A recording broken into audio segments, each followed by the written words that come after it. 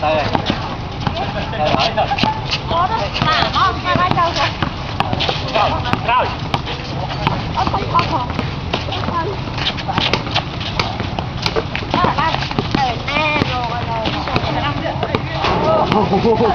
Oh.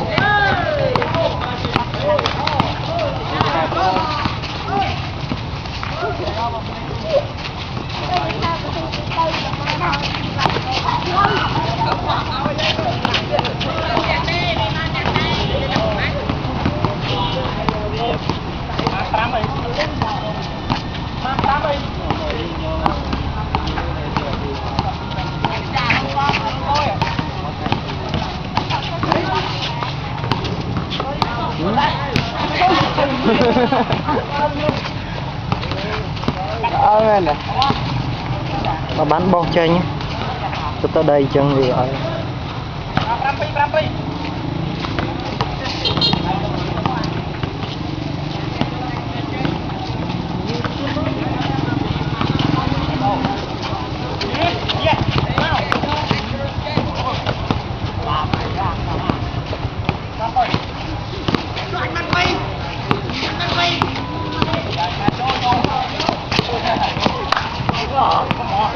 giờ rốt nó nè, là rốt mấy nè, rốt to nè.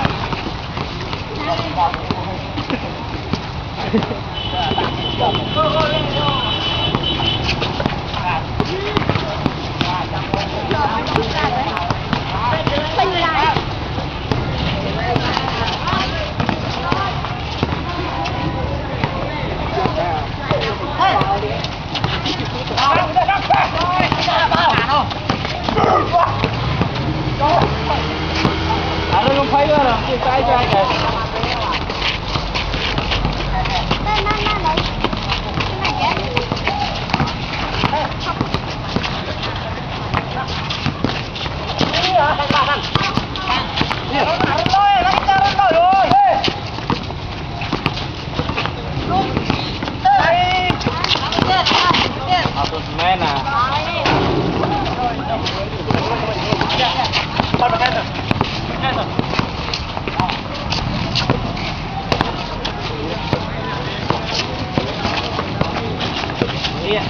cái kìa.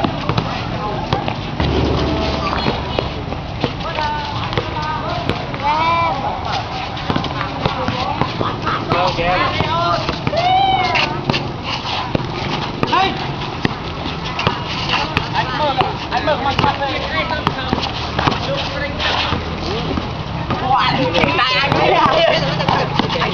Anh con bay.